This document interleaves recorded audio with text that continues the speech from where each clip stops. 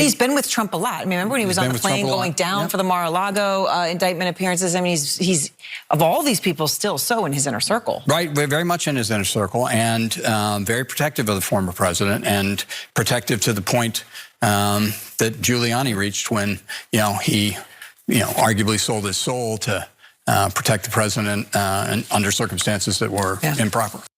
That was former White House attorney Ty Cobb weighing in on new indictments that have been announced in Arizona having to do with the fake elector scheme that the Trump camp attempted to implement to overturn the 2020 election results. Now we're learning about fresh new indictments in this case. Yesterday we reported on the 11 fake electors themselves who were facing indictments. That list has now grown to include others, including Boris Epshteyn, who is a former White House aide and is an individual still very close to Donald Trump. He has not been charged before in connection to any of the efforts to reverse the 2020 presidential election. He is also so close to Trump that he was seen accompanying the former president to court proceedings on multiple occasions, and they allegedly talk multiple times a day. The other individual who has been indicted in the Arizona case is Trump's former chief of staff, Mark Meadows. Meadows, whose name is redacted in the indictment, but is listed as Trump's chief of staff in 2020, worked with members of the Trump campaign to coordinate and implement the false Republican electors' votes in Arizona and 6 other states, the indictment says, and was involved in the many efforts to keep Trump in power despite his defeat at the polls. Also facing an indictment in this case is Rudy Giuliani, Trump's former lawyer. The indictment in Arizona includes 9 counts from conspiracy to forgery to engaging in fraudulent schemes. Because the indictment remains partially redacted, it is unclear what charges Trump allies such as Meadows, Epshteyn, and Giuliani face. So we don't know exactly what their charges are, but we do know that they are in fact indicted in this case. The names of others who have been indicted remain redacted. Other individuals charged in the Arizona indictment, but whose names have been redacted. The source familiar with the investigation told CNN include Trump allies Mike Roman, a 2020 campaign official, Trump campaign lawyer Jenna Ellis, who has in fact flipped on Trump in the Georgia election interference case, and conservative attorney John Eastman. Now the indictments have all been brought forward by the current attorney general of the state of Arizona. Her name is Chris Mays, and she was elected for her role in 2022, something that maybe Joe Scarborough should have looked into before he had a panic attack about how long it took to file these indictments. But Cenk, what are your thoughts? Pausing here to deliver some honest truth as we do in our news coverage as well. TYT is facing challenges, guys, as the entire industry is. You know who could make the difference? You. If you hit the join button below, it's gonna make all the difference and keep us in business. We appreciate you, thank you. Yeah, so I was gonna say the same thing because he's screaming about why did it take 4 years. This is the one case where it makes sense because she came in 2022 and had to prepare it. But Scarborough's actually really mad at Merrick Garland, but he can't say that because he's Biden's boy. Totally. So he has to do all of Biden's propaganda. So he has to take it out on this woman who didn't deserve it instead of Garland. Yep. And that's how this game is played. In terms of the case itself, very similar to Georgia. Very similar to the Jack Smith case. And yeah, fake electors, coup attempt, should be prosecuted, no ands, ifs, or buts. I don't know what their legal strategies are in regards to Trump since he's an unindicted co-conspirator. Maybe they're going to do the Jack Smith strategy of trying everyone else first. And then once you got those done, then you go after the big guy. So in Georgia, they're doing it the other way where they're trying everyone at once. So it's interesting to see the 2 different legal strategies. But overall, good case, important case, necessary case. Yes, we all wish it started way earlier, but it's not the prosecutor's fault in this case. And just to give you a few excerpts from the indictment itself, let's go to graphic 5 here, where the indictment says, in Arizona and the United States, the people elected Joseph Biden as president on November 3rd, 2020. Unwilling to accept this fact, defendants and unindicted co-conspirators schemed to prevent the lawful transfer of the presidency to keep unindicted conspirator 1, that's how you know that they're referring to Trump, in office against the will of Arizona's voters. The scheme, according to the indictment, called for the fake electors to fraudulently vote for Trump, falsely claiming to be the duly elected and qualified electors for president and vice president of the United States from the state of Arizona.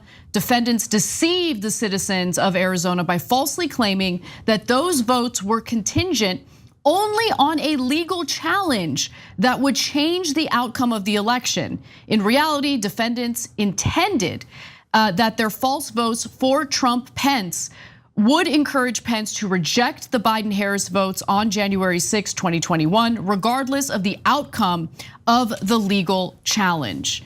And so I want to just make a quick note about that last excerpt that I read to you. You know, in one of these states that had implemented the fake electors, one of the fake electors was actually really smart, because she's like, wait a minute, you guys want me to sign this document indicating, that I am, the real elector here, and you're telling me that this would only apply should Donald Trump win in the courts and be able to overturn the election, right? She's like, I need that to be very clear that that is what the contingency is here. And so she's not going to face charges as a result of being smart enough to understand that being a fake elector is illegal and you're gonna possibly face criminal prosecution for doing it. The others didn't care. They signed the document and pretended to be the real electors when in reality they were not. Yeah, so a lot of the fake electors were lied to, and that's real, and I'm curious how their trials are gonna go, right? So, and I like that they're here prosecuting the people, the architects of the scheme. And in some other states, they're prosecuting the fake electors themselves. There's logic in that. They signed false papers, that's definitely illegal, et cetera. But some of them do legitimately look like they had no idea that they weren't the real electors. They were lied to, right? And the number one lie that Giuliani and the others used was, oh, don't worry, this is just a contingency in case Trump prevails in the courts. But they have documents showing they didn't mean that at all. They were just trying to get other people to replace the actual electors, right? And some of the actual Trump, because remember, there's slates of electors on both sides ready to go depending on who wins. Some of the real Trump electors said no to this scheme. They're like, no, you can't do that. You can't say that he won when he didn't win, right? So now, last thing on this is, guys, number one, I think that the Democrats made a huge mistake in not calling this a coup. Because a coup is something that's very understandable. Like fake electors plus the insurrection on January 6th, and they never connected the two. And we've connected it before for you guys, so you block the proceedings in Congress on that day so that if the plan had worked, and the reason it didn't is because of Mike Pence. Mike Pence says, oh, I can't certify the election, let's bring it back to the states. That's where they have the fake electors ready to go, and they send them in. That together is the coup attempt. And the guys who organized that aren't the schmucks on the ground that invaded the Capitol. They're Giuliani and Epshteyn, if they're correct in their charges, et cetera. Trump, most importantly, Eastman. And so if the Democrats had cohesively said, this is a coup attempt, these are the two different branches of the coup attempt, it would have been an easier thing for most people to understand. I agree, because look, this is how broadcast news works. Broadcast news doesn't actually care about, well, they do care about narratives, but they don't necessarily care about connecting the dots and helping audiences understand what's really going on. They're all about the spectacle. They're all about the video, right? And so they are hyper focused on January 6th because of the spectacle, because of the video, because of what they can help the audience see through those videos. And by hyper focusing on that, I think that they did a poor job in really diving into how that was connected to the fake elector scheme and how the fake elector scheme was supposed to be carried out. Yeah, one last thing. Every once in a while, Democrats online that don't actually watch the show will see me say something critical about Joe Biden, which is true. But they're like, no, you're supposed to lie on his behalf. Okay, now we're convinced you're definitely going to vote for Trump and you're definitely trying to help Trump. If you actually watch the show, I think Trump tried a coup against America. There is no circumstance under which I would vote for Donald J. Trump. None. I'm not going to say, oh, well, we only tried a coup once, right? So be careful what people are saying about us online as opposed to the reality. So you don't have to love Biden in order to know that this was a coup attempt. And so look at them and judge them one by one on the actual facts pertaining to them.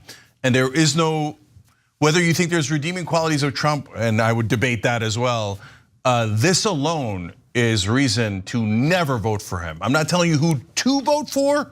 I'm just telling you that I would never vote for Trump because he tried a coup against this country, and I love this country. Thanks for watching The Young Turks, really appreciate it. Another way to show support is through YouTube memberships. You'll get to interact with us more. There's live chat emojis, badges. You've got emojis of me, Anna, John, JR. So those are super fun. But you also get playback of our exclusive member-only shows and specials right after they air. So all of that, all you gotta do is click that join button right underneath the video. Thank you.